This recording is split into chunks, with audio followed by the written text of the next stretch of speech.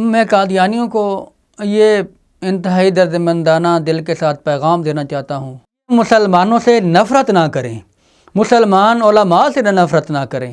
یہ یقین مانیں آپ کے انتہائی درد دل کے ساتھ آپ کے لیے آپ کے خیر خواہ ہیں، آپ کے لیے ہمہ وقت یہ اسلام کا پیغام اور آپ کی ہدایت کے لیے دعا کرتے ہیں۔ آپ ہدایت پا جائیں گے میرے قادیانیوں، تو آپ کسی مولوی سے اس کو کیا فائدہ ہوگا؟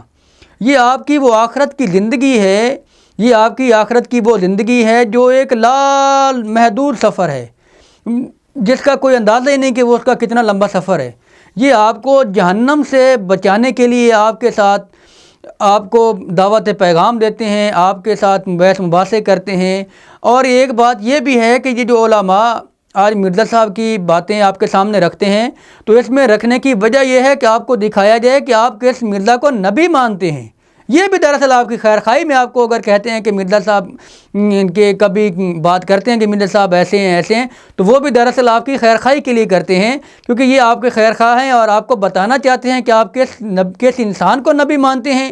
مرزا صاحب کی جو کردار تھا، اخلاق تھا، اگر وہ آپ کو بتاتے ہیں تو آپ اس کو علماء کو اپنے مخالف کے طور پہ نہ لیں، علماء کو اپنے دشمن کے طور پہ نہ لیں۔ مرزا کی کتابوں کے حوالے چیک کریں، خدا را مرزا کے اوپر لعنت ڈال کر محمد رسول اللہ صلی اللہ علیہ وسلم کے جھنڈے کے نیچے آ جائیں۔ یہی آخرت ہے، یہی دنیا ہے، یہی آخرت ہے، یہی جنت ہے۔ اب میرا زندگی کا صرف ایک ہی مقصد ہے کہ قادیانیوں کو راہ راست پر لانا اور محمد رسول اللہ صلی اللہ علیہ وسلم کے جھنڈے کے نیچے جمع کرنا۔